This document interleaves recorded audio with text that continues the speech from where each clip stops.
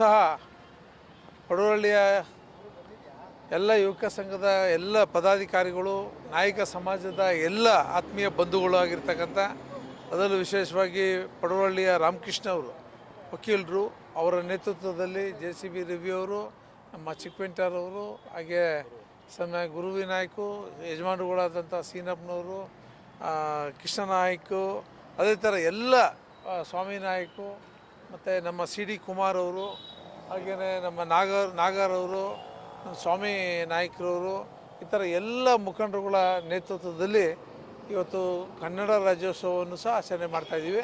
ಅದ್ರ ಜೊತೆಗೆ ವಾಲ್ಮೀಕಿ ಮಹಾಶ್ರೀಯವರು, ನಮ್ಮ ಹಿಂದೂ ಧರ್ಮದಲ್ಲೇ ಅತ್ಯಂತ ಪವಿತ್ರವಾದಂಥ ರಾಮಾಯಣವನ್ನು ಬರೆದಂಥವರು, ಅವರ ಜನ್ಮ ದಿನಾಂಕ ಜಯಂತ್ಯೋತ್ಸವ ಮತ್ತು ಹಾಗೆ ವೀರ ಮದಕರಿ ನಾಯಕ ಜಯಂತ್ಯೋತ್ಸವವನ್ನು ಸಹ ಮಾಡ್ತಾಯಿದ್ದೀವಿ. ಇತ್ತೀಚೆಗೆ ಬಿರ್ಸಾ ಮುಂಡಾ ಸಮಾಜದ ಬಿರ್ಸಾ ಮುಂಡಾ ಕಾರ್ಯಕ್ರಮವನ್ನು ಸಹ ಕೇವಲ 25 ವರ್ಷಗಳಿದ್ದರೂ ಸಹ ಬ್ರಿಟಿಷರ ವಿರುದ್ಧ ಹೋರಾಟದಂಥ ಅತ್ಯಂತ ಧೈರ್ಯಶಾಲಿ ಆಗಿರ್ತಕ್ಕಂಥ ಬಿರ್ಸಾ ಮುಂಡಾರವರನ್ನು ಸಹ ಗುರುತು ಮಾಡಿ ಸನ್ಮಾನ್ಯ ನರೇಂದ್ರ ಮೋದಿಯವರು ಅವರ ಜಯಂತ್ಯೋತ್ಸವ ಕಾರ್ಯಕ್ರಮವನ್ನು ಸಹ ಮಾಡ್ತಾಯಿದ್ದಾರೆ. ಜೊತೆಗೆ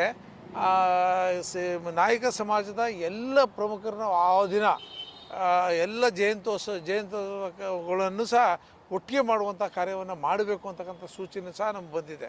ಆ ಕಾರಣಕ್ಕೋಸ್ಕರ ಮುಂದಿನ ದಿನಗಳಲ್ಲಿ ವೀರ ಮದಕರಿ ನಾಯಕರು ಮತ್ತು ವಾಲ್ಮೀಕಿ ಅವರ ಜನ್ಮ ದಿನೋತ್ಸವವನ್ನು ಸಹ ಆಚರಣೆ ಮಾಡುವಂಥ ಸಂದರ್ಭದಲ್ಲಿ ನಾವಿದ್ದೇವೆ.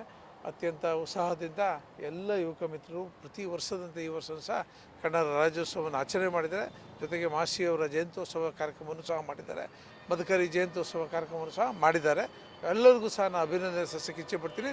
ಹಾಗೆ ಕನ್ನಡ ರಾಜ್ಯೋತ್ಸವದ ಶುಭಾಶಯಗಳು ಈಗಾಗಲೇ ಆಗೋಗಿದೆ, ಆದರೂ ಸಹ ಶುಭಾಶಯನ ಮತ್ತೊಮ್ಮೆ ತಿಳಿಸಿ ನಾನು ಮಾತು ವಿರಾಮ.